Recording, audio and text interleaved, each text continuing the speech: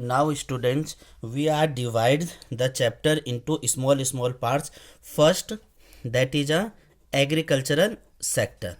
अब हम ये आपसे बताएंगे कि ब्रिटिशर के दौरान हमारा एग्रीकल्चर सेक्टर किस हिसाब से रहता था, कृषि किस हिसाब से रहता था। इंडिया के लोग जो टोटली वो एग्रीकल्चर पर बेस थे, तो एग्रीकल्चर सेक्टर हमारा किस हिसाब से था। एग्रीकल्चर सेक्टर में ब्रिटिशरों ने शुरू कर रखा था land settlement system, that is a land settlement system, जो कहीं ना कहीं से हम लैंड टेन्योर सिस्टम के नाम से भी बोलते हैं। और इसको आप सिंपल भाषा में समझें, दैट इज अ लगान। हमसे लगान लिया जाता था ब्रिटिशर काल के दौरान।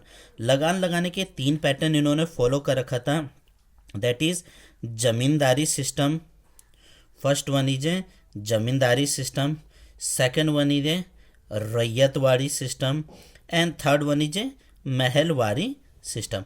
तो हमसे क्या लिया जाता था, टैक्सेस वगैरह लिया जाता था। तो ये भी एक एग्रीकल्चर सेक्टर के देन मान सके। ब्रिटिशर आने के बाद हमने खेती बाड़ी का क्या कर दिया, that is A commercialisation of agriculture, commercialisation of agriculture. अब जो हम खेती करते थे वो अपने जीवन यापन के लिए कम करते थे, फॉर सेल के पर्पज से करते थे, सेल इन द मार्केट। मतलब जो भी खेती बाड़ी होगी उसे बाजार में बेचने के बारे में सोचा जाता था। अब हम करने बढ़ गए चीज़ों का प्रोडक्शन को कैश क्रॉप पर, फूड क्रॉप से हम कन्वर्ट होकर कहाँ चले गए, हम फूड क्रॉप से कन्वर्ट होकर अब चले गए हम कैश क्रॉप, जिन क्रॉप की आपस में बाजार में आसानी से बिक्री वगैरह हो सके।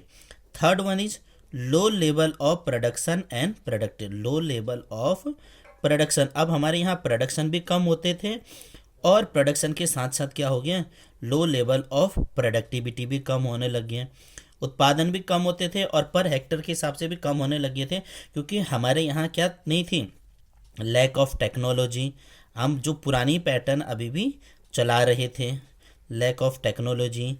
सेकंड है डिपेंडेंट ऑन मॉनसून, हम मॉनसून पर ही बेस रहते थे। अच्छी मॉनसून होगा तो अच्छा फसल वगैरह होगा, ख़राब मॉनसून हो गया तो ख़राब फसल वगैरह हो गए थे। And the last one is a scarcity of investment, scarcity of investment. हमारे यहाँ ब्रिटिश काल के दौरान खेती बाड़ी पर कोई भी इन्वेस्टमेंट नहीं किया जाता था, इसीलिए हमारी एग्रीकल्चर सिस्टम क्या था, बहुत बैकवर्ड की तरफ पिछड़ गया था। Now fourth one is that is a industrial sector. हमारे उद्योग कैसे थे, अंग्रेज आने से पहले इंडिया वर्ल्ड वाइड लेवल पे फेमस था फॉर दियर हैंडीक्राफ्ट इंडस्ट्री, हथकरघा उद्योग के लिए काफ़ी फेमस हुआ करता था। लेकिन ब्रिटिशरों ने इस उद्योग को तो अच्छा रहने ही नहीं दिया, उन्होंने हमारी इंडस्ट्री का क्या कर दिया, डी इंडस्ट्रियलाइजेशन कर दिया। ये पॉइंट याद रखना, डी इंडस्ट्रियलाइजेशन। डी इंडस्ट्रियलाइजेशन का मतलब हो गया, उन्होंने हमारे जो इंडस्ट्री थे उसे सिस्टमेटिकली तरीके से सिस्टमेटिकली डिस्ट्रॉय कर दिया, बर्बाद किया है। बर्बाद कैसे कर दिया, यहाँ से रॉ मटेरियल चीपर रेट में सेंड किया जाता था ब्रिटेन को, चीपर रेट में। और क्या करते थे, सेल फिनिश प्रोडक्ट, जो चीज़ बन गया उस पर किस पर बेचा जाता था, हाई रेट पे, उसे बेचा जाता था हाई रेट पे। जब महंगे रेट, सस्ता रेट में रॉ मटेरियल यहाँ से खरीदेंगे और महंगा रेट पर हमें फाइनल गुड्स वगैरह मिल जाते थे। सेकंड क्या किया उन्होंने, डिक्लाइन ऑफ हैंडीक्राफ्ट इंडस्ट्री किया, डिक्लाइन ऑफ हैंडीक्राफ्ट इंडस्ट्री, जो हमारा मेन उद्योग था, हथकरघा उद्योग था, उसको भी ख़त्म कर दिया। हैंडीक्राफ्ट इंडस्ट्री कैसे करके ख़त्म किया उन्होंने, या सिंपल से बात है, इन्होंने उस पर क्या लगा दिया, हैवी टैरिफ। टैरिफ का मतलब यहाँ पर हो गया टैक्सेस, बहुत ज़्यादा टैक्सेस लगा दिया था कि अगर आप हैंडीक्राफ्ट की चीज़ें वगैरह प्रोडक्शन करोगे आप पर टैक्स लग जाएगा। तो चीज़ें जो कम रेट पर भी थी वो अब ज़्यादा में मिल जा रही हैं। हमारे पास क्या बोला, lack of capital goods,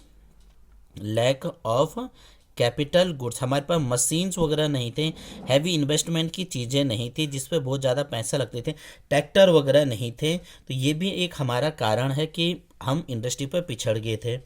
next one is low of low level of GDP participation, GDP participation. GDP participation का मतलब हो गया कि जो भी काम वगैरह किया जाता था सब एग्रीकल्चर किया जाता था, हम मैन्युफैक्चरिंग के बारे में हम सोचते नहीं थे, जीडीपी पर रोल भी इसका कम था।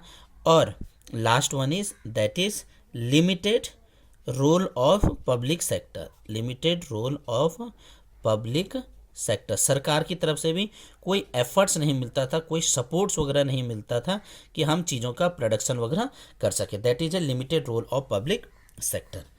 अब हम नेक्स्ट चलते हैं, that is a foreign trade. विदेशी व्यापार कैसा था? फॉरेन ट्रेड, विदेश से हम ट्रेड वगैरह कैसे करते थे? आपको पता है कि ट्रेड के मामले में हम पहले से भी कम थे, अभी भी हम कम थे।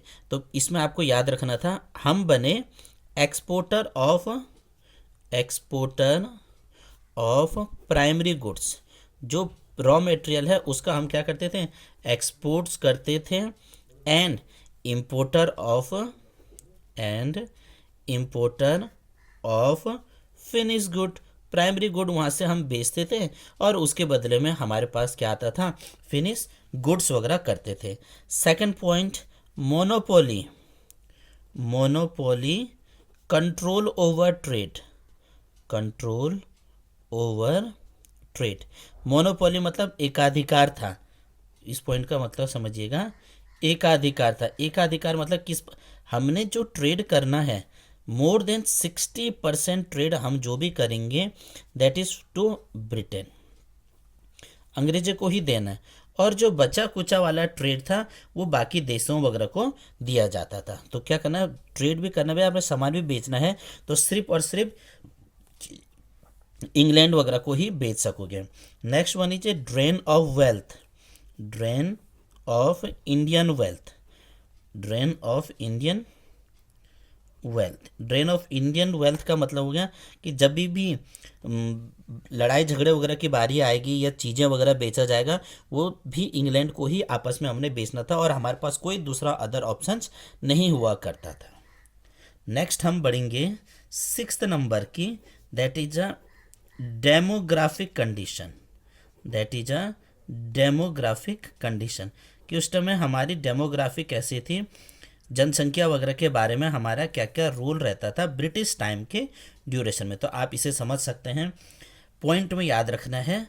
सबसे पहले 1881 में हमारा ऑफिशियल सेंसस कैलकुलेट हुआ, ऑफिशियल सेंसस कैलकुलेट हुआ। 1921 को हमने क्या बोला?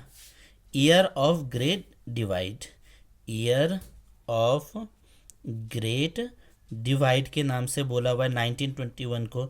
थर्ड पॉइंट आपको याद रखना है कि यहाँ पर हमारा क्या था? High birth rate, high birth and death rate, जन्म भी ज़्यादा हो रहे थे और मर भी ज़्यादा लोग रहे थे। लो लेवल ऑफ लिटरेसी, पढ़ाई लिखे बहुत कम लोग यहाँ पर रहते थे।